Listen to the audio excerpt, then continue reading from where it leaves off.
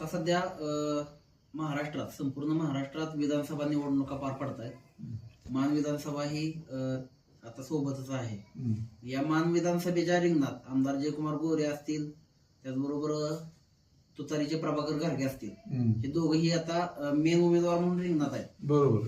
आता तुम्ही स्वतः अजितदादा गटात आहात, राष्ट्रवादीच्या अजितदादा गटात. तर मान मधील जे अजितदादा गटाचे शिलेदार आहेत ते आता तुतारी सोबत आहेत, परंतु तुम्हीच फक्त आता महायुतीचा धर्म पाळताय. याचं कारण काय? सुरुवातीला अजितदादांनी ज्यावेळेस महायुतीला पाठिंबा दिला त्यावेळेस आम्ही सगळे म्हणजे अगदी मान तालुक्यातले जे आज दादांच्या बरोबर त्यावेळेस सगळे अगदी खटाव तालुक्यातले आम्ही सगळे दादांना जाऊन भेटलो. आम्हाला सगळ्यांना आनंद झाला की दादा एक महाराष्ट्रामध्ये जबरदस्त काम करणारं एक व्यक्तिमत्व आहे, नेतृत्व आहे आणि दादांना कामाशिवाय जमत नाही. दादांनी एक परखड असं एक व्यक्तिमत्व म्हणून आम्ही त्यांच्या पाठीशी पहिल्यापासून आहे आणि दादांच्या पाठीशी आम्ही उभं राहिलो की शेवटी सगळ्यात महत्वाचं आहे महाराष्ट्राचा विकास होणं महत्वाचं आहे आणि त्या विकासामध्ये आपला मतदारसंघ, या मान मतदारसंघातले जे आम्ही दादाला मानणारे सगळे कार्यकर्ते दादांच्या पाठीशी गेलो. त्यांच्याकडून वेगवेगळ्या कामाच्या माध्यमातून त्यांनी आम्हाला सहकार्य केलं. पण ज्यावेळेस खऱ्या अर्थानं लोकसभेलाच काही माणसाने जे आता महायुती म्हटल्यानंतर इथलं तिकीट 100% रणजित नाईक निंबाळकरांना गेलं खासदारांना आणि गेल्यामुळं काही लोकांनी त्याला विरोध केला, जाणीवपूर्वक विरोध केला. त्याच्यामध्ये त्यांनी चुकीचं राजकारण, एकदा महायुतीला पाठिंबा म्हणलं महायुतीला पाठिंबा, त्याच्यामध्ये महायुतीत जो विद्यमान खासदार जो असेल त्यालाच पाठिंबा नियमाप्रमाणे दिला पाहिजे. पण चुकीचं त्यावेळेस वातावरण निर्माण केलं गेलं आणि त्या चुकीच्या वातावरणामुळे काही लोकांच्या मध्ये फटाफूट झाली आणि मग अजितदादांच्या गटामध्ये असणारी प्रवाहावर जे असणारी बरीचशी माणसं अजितदादा सोडून लोकसभेच्याच वेळेस निघून गेली. त्यानंतर विधानसभेमध्ये आम्हाला दादांनी सांगितलं की मनापासून आम्ही दादाला भेटलो. बारामतीमध्ये आमची बैठक झाली. बारामतीत दादांनी आम्हाला सांगितलं की तुम्ही जेवढं जीवापाड अतिशय आपण महायुतीचं काम करा आणि निंबाळकरांना तुम्ही विजय करण्यासाठी प्रयत्न करा. आम्ही आमच्यापर्यंत जेवढी आमची क्षमता ताकद होती तेवढं आम्ही खटाव तालुक्यामध्ये तेवढं आम्हाला करता येईल, वडूज परिसरामध्ये जेवढं करता येईल, वडूज गावामध्ये जेवढं करता येईल आम्हाला मनापासून काम केलं.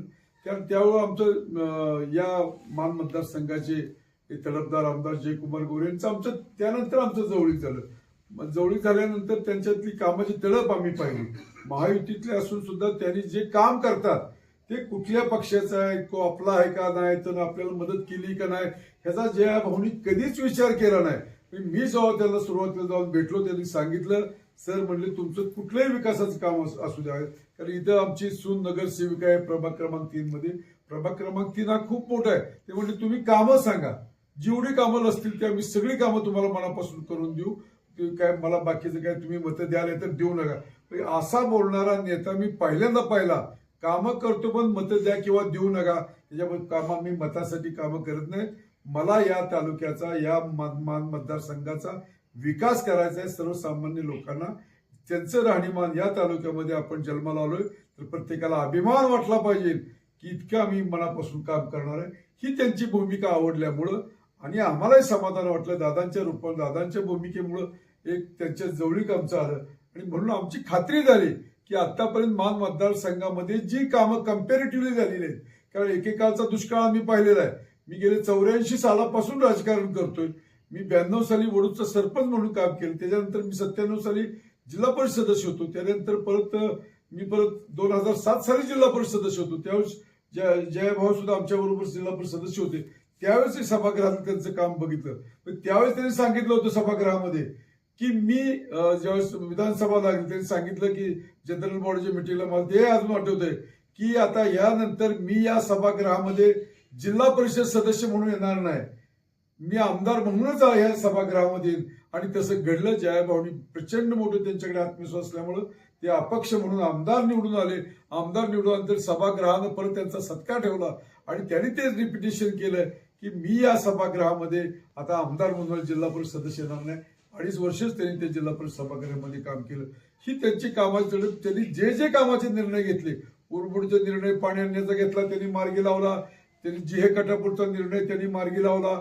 त्याच्यानंतर टेंबूचा निर्णय त्यांनी मार्गी लावला. तारळेपर्यंत प्रत्येक या तालुक्याला ज्या योजनेतून पाणी आणता येईल ते त्यांनी पाणी आणलं आणि जे काय उर्वरित राहिलं होतं म्हणजे मान खटाव मधली जी एक 51 गावं राहिली होती, ती गावं खटाव मधली मान मतदारसंघातली 32 गावं, याचंही त्यांनी काम आता मार्गी लावलं. त्यानंतर औंध आणि 21 गावाची योजना त्यांनी आणली. लोकांना काय पाहिजे यापेक्षा, लोकांना या मतदारसंघामध्ये दुष्काळी अगदी अगदी कुसळ इथं ऊस कधी त्या तुळशी बारशे लग्नात सुद्धा ऊस मिळायचं नाही, इतकी भीषण अवस्था होती.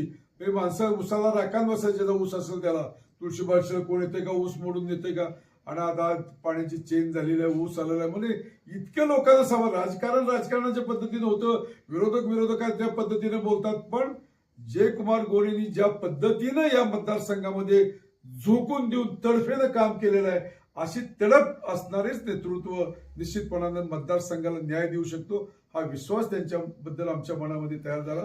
आम्ही वडूज गावामध्ये तर प्रचंड मोठी काम आहेत, आमच्या प्रभागामधले असतील, विकास संपूर्ण शहरामध्ये असतील.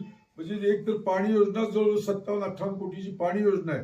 जवळजवळ इथं त्यांनी जर सगळा त्यांचा हिशेब काढला वडूज मधला प्रॉपर, तर 150 कोटीचं काम आतापर्यंत, म्हणजे तुमच्या मंदिराचं असेल, कंपाऊंडचं असेल, सभामंडपाचं असेल, रस्त्याचं असेल, लाईटचे असतील, पाणी, सगळ्या प्रचंड योजना म्हणजे परिपूर्णतेच्या दृष्टीने हा विकास चालू आहे. म्हणून आम्ही समाधानी आहे.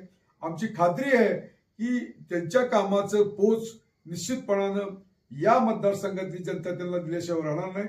जयकुमार गोरे भाऊ हे या चौथ्यांदा प्रचंड मताने निवडून येतील, हा आमचा विश्वास आहे.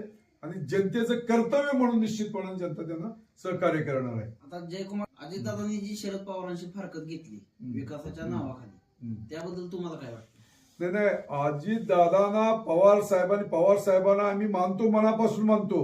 पण पवार साहेबांनी अजितदादांना एक प्रकारचं उघडं पाडायचं काम केलं, त्यांना विलन बनवण्याचं काम केलं. कारण पहिल्यांदा जो 19ला जो पहिला शपथविधी दादांचा सकाळी 8 वाजता जो शपथविधी झाला, या शपथविधीला सुद्धा पवार साहेबांनीच त्यांना दादांना तिथं पाठवलं होतं. आणि तो